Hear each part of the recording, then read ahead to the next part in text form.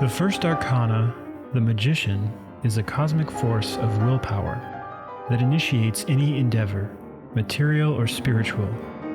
This principle unfolds into the high priestess, a cosmic receptive force that forms, creates, and imagines. But what is being formed, created, and imagined? Nature follows the laws upon which it was founded. All atoms, molecules, and chemicals unite through the cosmic masculine and feminine forces expressed in electromagnetism. This creates new substances, new elements, new qualities. However, that union only happens by means of a third force. The masculine form of proton and feminine form of electron cannot create stability without a force that unites them, the neutron. This is the third force of reconciliation, or comprehension. Just as we have a physical body that we call real, we have within us a real psychology. This psychology is not imagined in a fantastical sense. Our psychology manifests in our dream state as all the people, creatures, and even monsters we experience. In the physical dimension, our psychology manifests as our identification with affirming or denying ideas, concepts, thoughts, and emotions. These are our daydreams. Affirmation is the first force of the cosmos, and denial is the second force. And we are machines who are identified with one or the other, sometimes both. This identification makes us blind to who and what we truly are, our being. Identification with either affirmation or denial, like or dislike, good or bad, is a tremendous lunar force of nature that we must learn to overcome. The Empress is the principle of that overcoming, of that comprehension, through which we can begin to truly see our previously invisible identification with the illusion of duality. It is through the Empress that we can receive help in our struggle for the true awakening of our consciousness.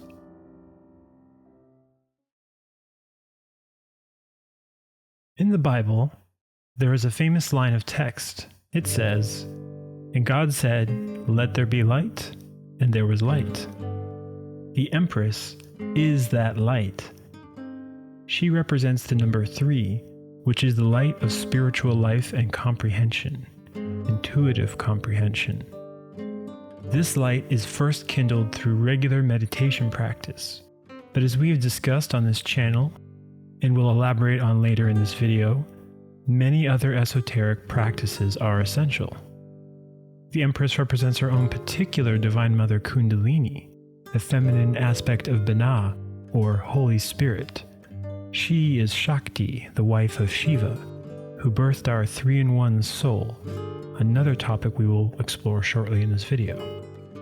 The Empress is greeted by a bird, which is the sphere of Binah in Kabbalah. In the Gnostic tradition, this symbol of the third force is the sacred third logos, the white dove of the Holy Spirit, the sexual force of cosmic creation. We also see atop her head a white cup, reminding us of the cup of Hermes, which contains the sexual forces that must not be spilled and instead risen to the brain through transmutation in the form of various conscious breathing exercises, also known as pranayama, and the sacred practice of alchemy. The Empress also holds a staff in her right hand, showing that through the work of the spinal column, of raising that power of the Holy Spirit or Divine Mother Kundalini, one achieves genuine religion, yoga, or reunion with divinity. The sphere on top of the staff represents the earth, of which the Empress has mastery over through her intuitive comprehension. This is the philosophical earth, meaning our physical body, Malkuth on Kabbalah, where all the elements of our psychological vices reside within. Her white garments signify a Christified soul, a consciousness pure in thought, word, and deed, that only knows how to do the will of divinity. These garments also indicate the wedding garment of the soul mentioned in the Gospels, which are the solar bodies or solar vehicles. Now, a vehicle provides a means to convey something. In this example, that something is light. For the universal fire or light of Christ to manifest within us, we need to create the solar bodies. Just as electrical light requires a functioning bulb, we cannot receive the supreme energy of divinity without purifying our vehicles first. We can purify our multidimensional bodies up to around 50% with singles transmutation and the esoteric practices shared on this channel. However, the complete work is accomplished through alchemy, an ancient practice of loving union between husband and wife, without the loss of the vital forces through the orgasm. I will provide links in the description to more detailed explanations, videos, resources for anyone interested. The Empress is our Divine Mother Kundalini, our own particular Divine Mother, who, based on the merits of our heart, rises up our spine and awakens the powers of our consciousness. This has been represented by the Greeks as Urania Venus, who is of the stars and divinity. In Chaldean, Ur-Anus signifies fire and water. When we learn to work with our sexual waters or vital energy with the conscious flame of love in meditation, we generate the light of comprehension, the light of consciousness. Medieval alchemists represented the Empress as Stella Marie, also known as the Star of the Sea, because she commands the powers which those stars represent and guides those who pray to her through consciousness, real love. The magician uses divine willpower to initiate the realization of the 22 stars, which are the 22 arcana or principles of Tarot. The High Priestess is wearing those stars, representing how we can receive these principles internally. This is why we must learn how to consciously meditate, lucid dream, and astral project. We achieve this by balancing conscious willpower with imagination in daily meditation, yet also in every moment of our life. Meditation is the practice, life is the performance. The number 12, when added up Kabbalistically, is 1 plus 2 equals 3, the Empress. Therefore, with the Empress, third Arcanum of Tarot, the stars are now organized into a circle of 12, representing how our Divine Mother Kundalini rewards our intuitive comprehension achieved by consciously balancing willpower and imagination. These 12 stars above the Empress represent the 5 physical senses, plus the 7 chakras and their spiritual senses: clairvoyance, clairaudience, intuition, astral projection, telepathy, polyvoyance, omniscience, and others. These spiritual senses of the soul, or powers, belong to Binah, the Holy Spirit, the third force, our Divine Mother, represented by the Empress. As explained in the previous video, our heart is the temple of our particular Divine Mother, the Empress, whose higher aspect or earlier aspect is the Divine Mother of all cosmos, the High Priestess. This is why it is taught that our Divine Mother Kundalini, the Empress, raises up our spine and awakens the powers of our chakras based on the merits of our heart. She knows everything inside our heart, and therefore knows everything about us. The 12 stars can also represent the zodiac, all 12 of which are in a potential state within us. The belief that each of us are only a certain arrangement of some zodiac symbols is mistaken. If someone is dying to their ego through comprehension achieved in meditation and transmutation, either singles or in alchemy, they unlock the spiritual faculties associated with all 12 zodiac signs. This is also true of the 12 tribes of Israel and their esoteric meaning related to the zodiac and the 12 senses as represented by these stars on the card. The Empress is seated on a cubic stone, symbolizing her command over the vital powers of Yesod, our sexual energies, which represent our vital or etheric body, and is the foundation of our physical body. The crescent moon is directly under her feet, showing how we, like her, must trample our lunar animal desires or psychological vices with conscious willpower of our soul.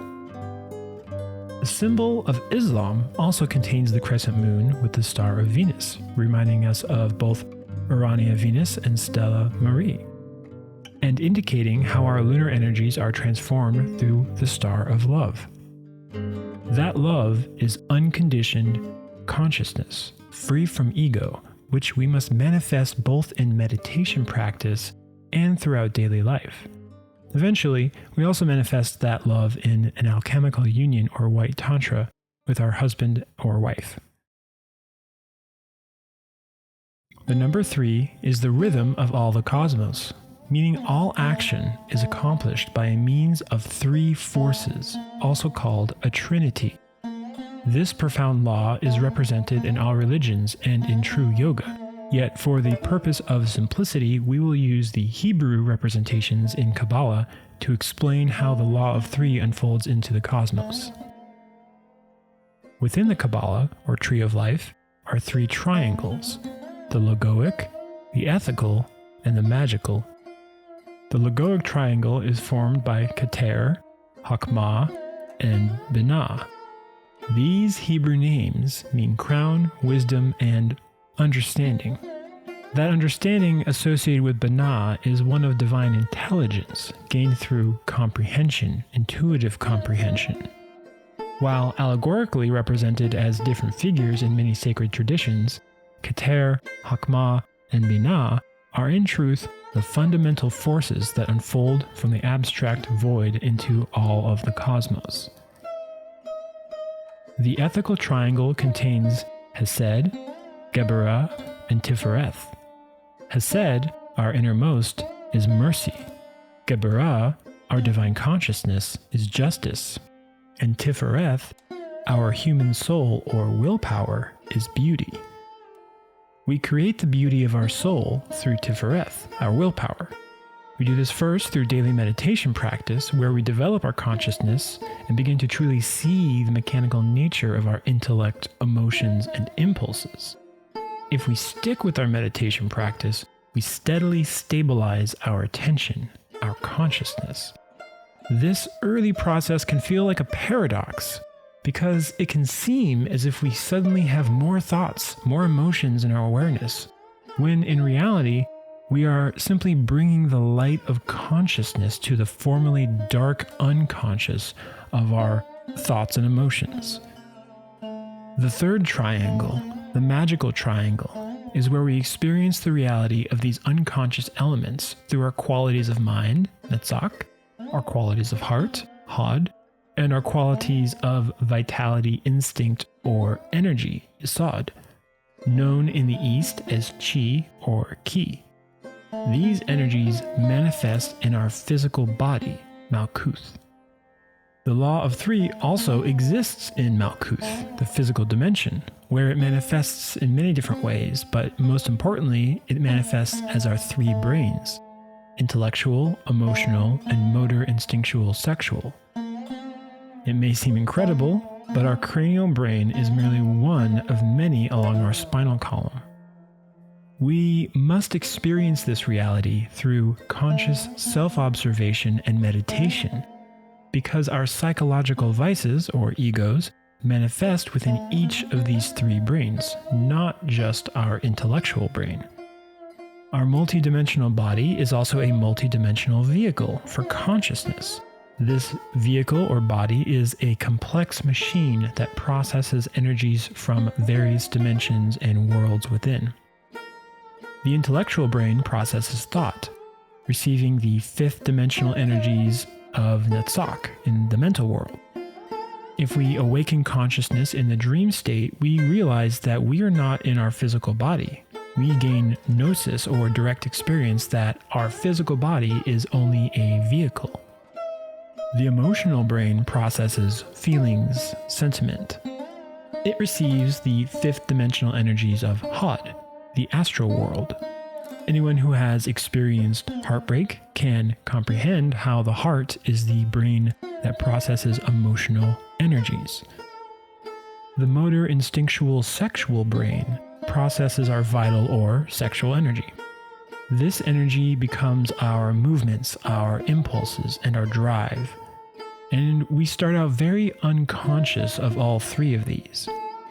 The energies of movement, instinct, and sex are very fast, difficult to perceive, and even more difficult to control.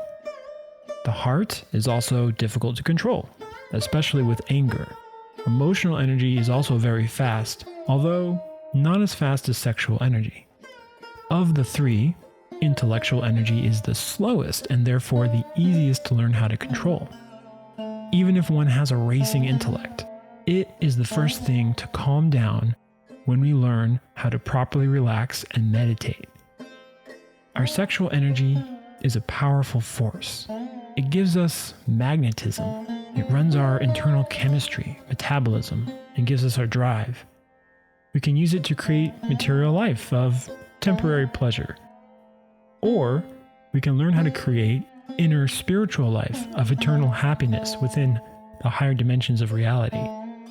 To create a spiritual life within and find true lasting happiness, we must comprehend our relentless identification with thoughts, feelings, and impulses of these three brains by consciously using our willpower, Tifereth, again in meditation, but more importantly, in every moment, eventually, in every moment of life. The first two forces are within each of our three brains, like a pendulum swinging from one side to another. We affirm a concept, a religion, an idea with the first force of affirmation. Eventually, we arrive at a different idea. We swing to the antithesis through negation. These two forces of affirmation and negation are in conflict within each of us. On the emotional side, we may like a person one moment until we hate them later in another moment. We may be attracted to someone sexually, yet also repulsed by them emotionally. This is the mechanistic dualism within our three brains that is our psychological vices or egos. This inner conflict is what arises to create the conflict in our society. Each of us are unaware of the source of our psychological problems, our vices. Most of us simply like to go with the flow, identifying with the pendulum as it manifests internally and externally. Typically, if people are confronted by their own ego, there is a sort of resistance that says, it doesn't matter if I think or feel this way, I don't need to change. The world needs to change instead. This is an illusion. Society is an unfoldment of each and every individual. People have the right to think as they like, but cosmic laws also exist within everything. And karma, or the law of cause and effect, means the psychological vices within our three brains will continue to produce our own individual suffering and the suffering of those around us. Therefore, to be free of suffering, the effect, what really matters is self-observing our internal psychology to discover the cause, which is our lunar animal desires, our egos, our psychological vices. To end our suffering, we need to actualize the third force, the Empress, which is reconciliation or intuitive comprehension. We need this at every level, in our intellect, our emotions, our vitality, and our physicality. We establish this force in meditation, observing the law of the pendulum within us and within others around us. It is through this very struggle to develop our divine consciousness, our unconditioned attention, that we can truly observe a source of identification and suffering within us, and then ask our Divine Mother to dissolve or eliminate it. This is the cosmic Shakti force, who can become that specific Kali force, capable of eliminating or decapitating our psychological vices, our psychic egos. Remember that the magician, through willpower, needs to organize the contents of the table and conquer the four elements represented by the four legs of the table. Those four elements are embodied by these four Hebrew letters: Aleph, Shin, Mem, and He. A magician consciously steers the vehicle of his body, or the earth, the philosophical earth. He controls the turbulence of affirming or denying every thought or idea as good or bad, replacing it with a serene and flowing mind. He controls the fires of his heart, transmuting explosive anger and hatred into a conscious flame of love. He controls the sexual waters, never wasting them through acts of animal desire, ego. These three mother letters of Kabbalah create another important trinity within both our three brains and the tree of life. Aleph can signify the magician, Keter. Shin can represent Hakmah, the sacred fire or menorah of Christ, with 3 wicks. And Binah, the Empress, is the third force of reconciliation, who commands the power of Mem, the waters of our sexual energy. The logoic triangle governs the head, Aleph. The ethical triangle governs the torso and heart, Shin. And the magical triangle of Netzach, Had, and Yasod relates to Mem, how we use our sexual waters. Aleph has 3 parts that signify the 3 primary forces of nature.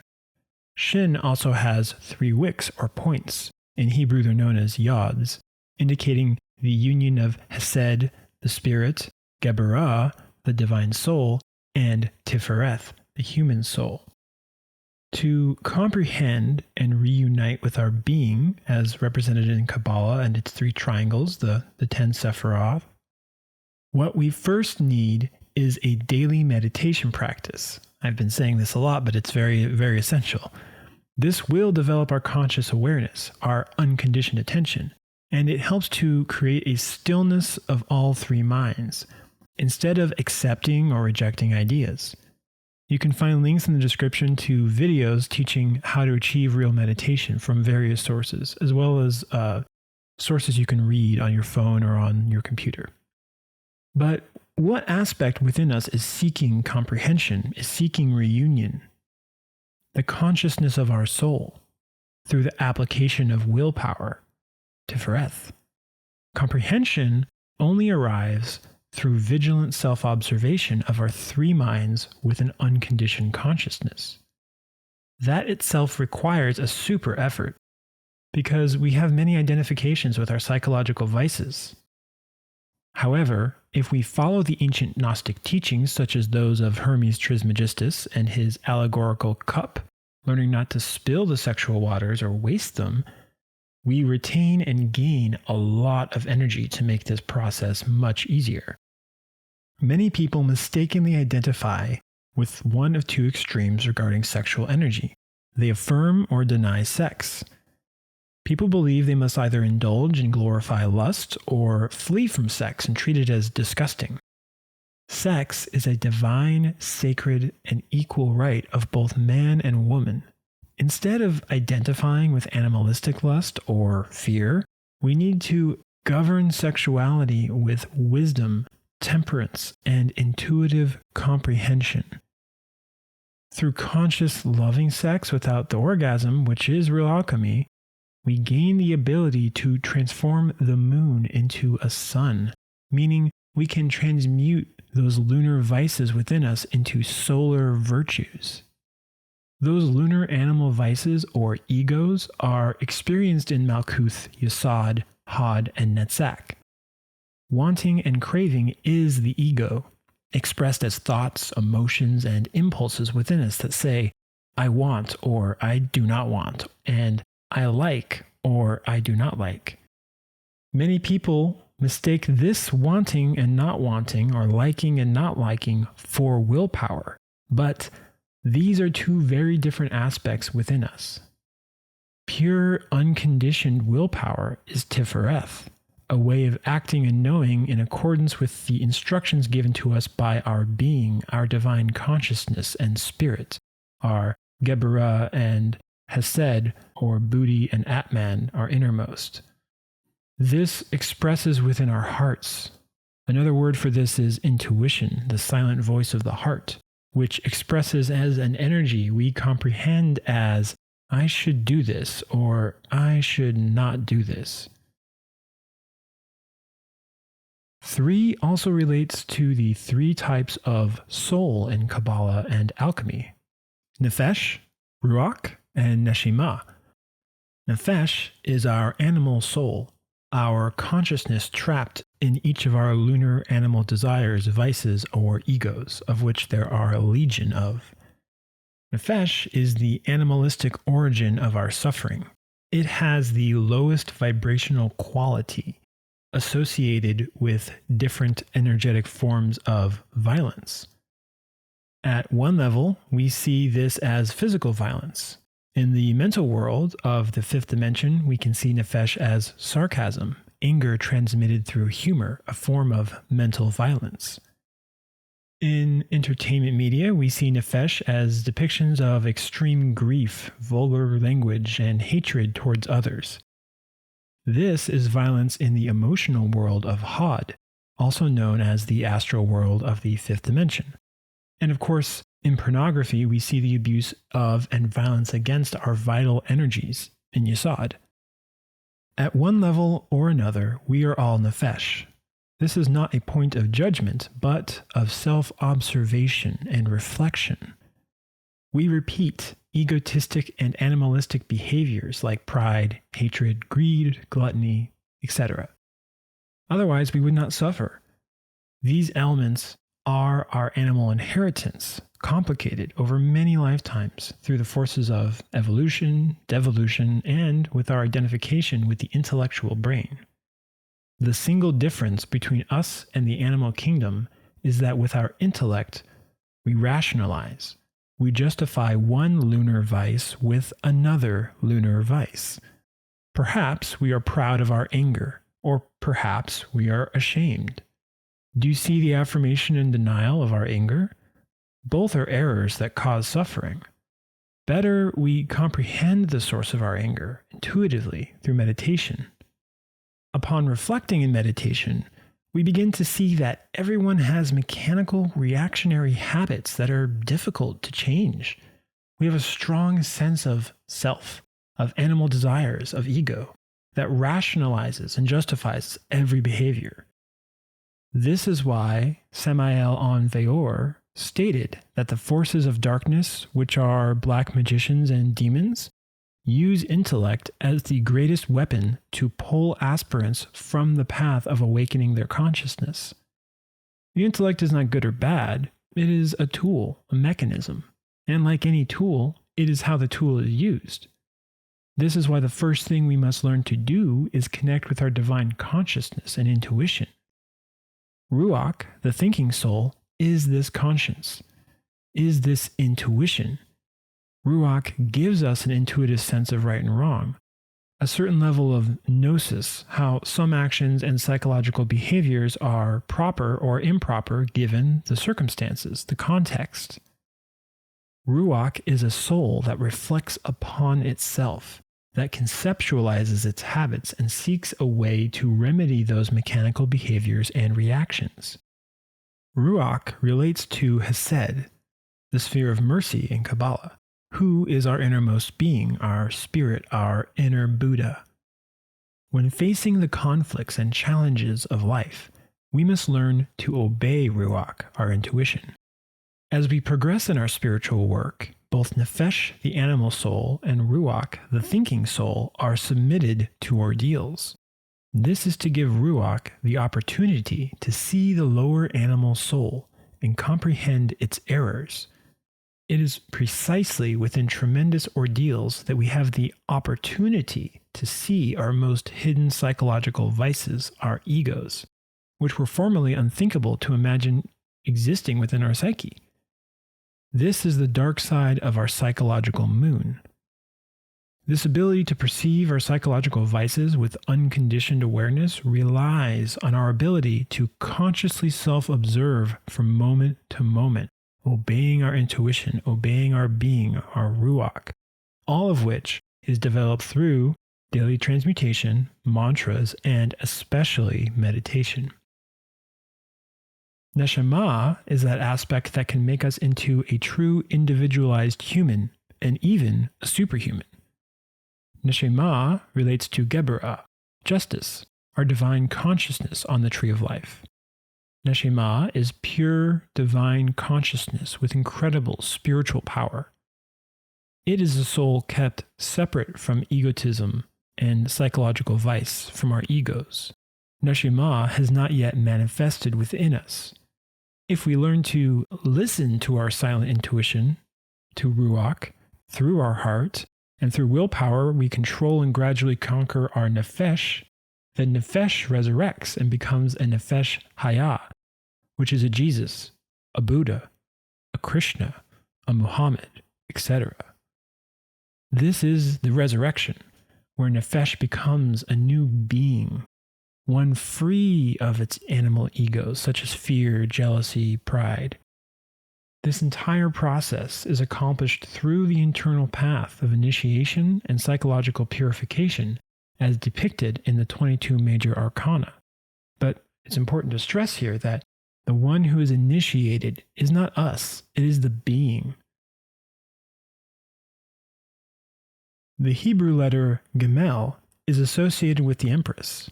In Hebrew, the word Gamal literally means camel, a creature whose distinctive feature is its hump situated along its spinal column. Now, this reminds us of the famous quote by Jesus that it is easier for a camel to pass through the eye of a needle than a rich man to enter heaven or the kingdom of God, represented in Kabbalah. This rich man doesn't necessarily mean material rich. There are many masters in Gnosis who had much wealth at one point in their life, but didn't identify with any of it, and later on lived as poor paupers and lived amongst the poor because, again, they were following their being. So this rich man is more about the richness of our egos, the richness of our pride. Are we rich in greed? Are we rich in lust? What do we have a lot of? And this is something that can be experienced in the astral. If you have a lot of ego, you might find yourself having a hard time entering certain places. You might be too big for very small doors. This Hebrew letter Gimel is also constructed from another Hebrew letter, a Vav, symbolizing the spinal column, but also the male creative organ or lingam. The yod or point at the top can represent the sexual energy that must be risen to the spine, while the yod or point on the bottom represents the danger of losing that energy, creating darkness in our consciousness as we lose light. We also see 3 yods or points representing the 3 souls we must work with alchemically, nefesh, ruach, neshama. And there are some other practices that go along with this video. I will link them in the description. The Key of Sol video is very important, very useful way to practice moment-to-moment awareness. That's the subject-object location aspect. It's a reality check, and you can incorporate the 3 brains into the subject aspect of Key of Sol. You can say subject and then check on your intellectual, emotional, and instinctual motor sexual brain. Another video that will be helpful here is, of course, the ego death video. I'll provide a link to that as well as the learning to meditate with your demons video. That is also very relevant. Again, thank you for watching. I appreciate all of your comments and everyone who likes and everyone who joins and supports us on Patreon as well. Thank you very much. Our newest Patreon, Olivia, thank you so much. If you'd like to support us on Patreon and join the Discord community, you'll find the link below. Thank you very much in advance. We have many conversations in the Discord about these videos and all sorts of spiritual topics and just whatever is going on in our life, which itself is part of initiation, right? And we have a Q&A coming up here very shortly. We do them once a month where we talk about whatever's going on. I answer any questions. Everyone chips in and answers questions based on their own gnosis, their own direct experience. And if you would like to learn more about the Empress card, I highly recommend the book Tarot and Kabbalah by Samael Anveor, as well as the Tarot and Kabbalah lecture series on Chicago Gnosis. I will link both in the description below. Until next time, wishing you much love and peace on your inner war to awaken consciousness.